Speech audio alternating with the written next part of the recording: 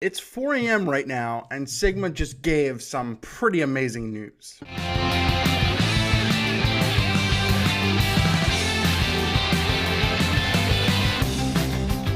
Hey, what's up, everyone? Eric Rossi, the guy with the eye here, and today I'm very tired, but I was scrolling through Facebook after I got up to get a drink of water, and I saw Sigma made a huge announcement, and I just wanted to talk about it, share it with everyone, because this is a lens that's really exciting because essentially it pretty much hurts the prime lens market because of what this lens is and where the f-stop is. Sigma made some amazing lenses, and especially in their art series, they put some quality out in the past couple of years. So Sigma's not a brand to, add or anything like that.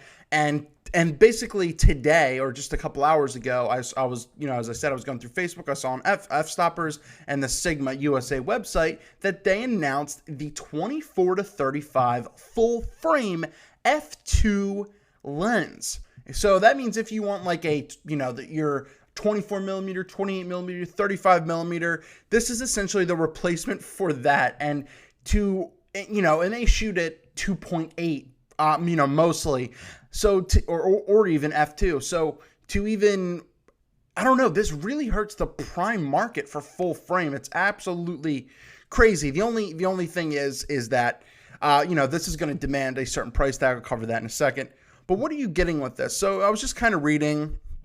You get all the special low dispersion, all that kind of stuff to minimize aberration and chromatic aberration. You get the same hypersonic motor. You can manual focus, 9-blade aperture, which is pretty nice. You can get some good bokeh, even though this isn't a bokeh necessarily lens. 18 elements and 13 group isn't that bad. It is a little bit heavy, 33.2 ounces. Let's see if there's anything else. A minimum aperture of f16, which is completely fine, especially in a wide angle lens. But this lens looks pretty much like all their art series lenses. It looks good, but it looks like it's going to be maybe just a bit smaller than, say, a Canon 24 to 70 or Nikon 24 to 70 or something like that.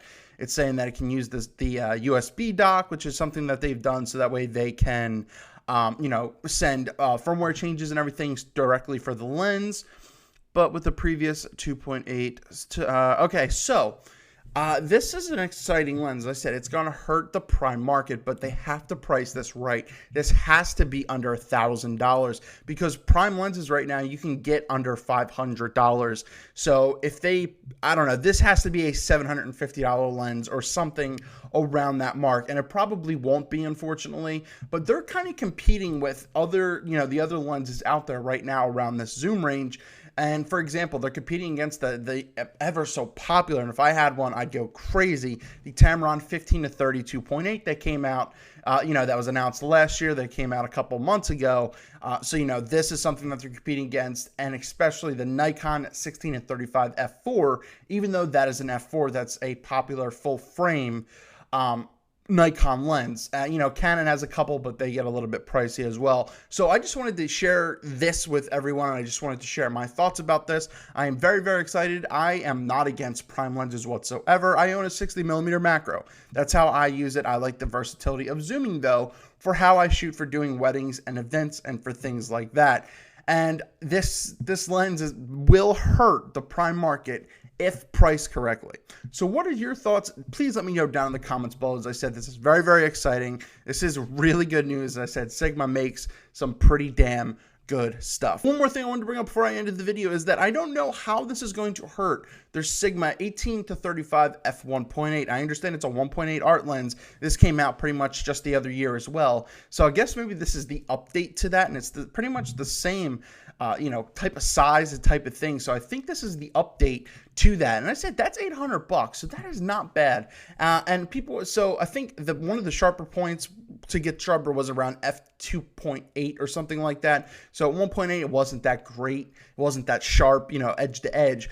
So 2.8 was pretty sharp with this lens, a lot of people were saying. So this might be the better version update of that, even, forgive a couple millimeters or something like that. I would be pretty excited to own a lens like this, and I'm excited to see a price when it's announced. But as I said, if it's around the $700 to $800 mark, this will be a killer lens for a lot of the industries out there. Thank you so much for watching. Sigma, good damn job. But please, please, please keep the price at a point, and you will compete a ton with what's out there. Let me know your thoughts down below.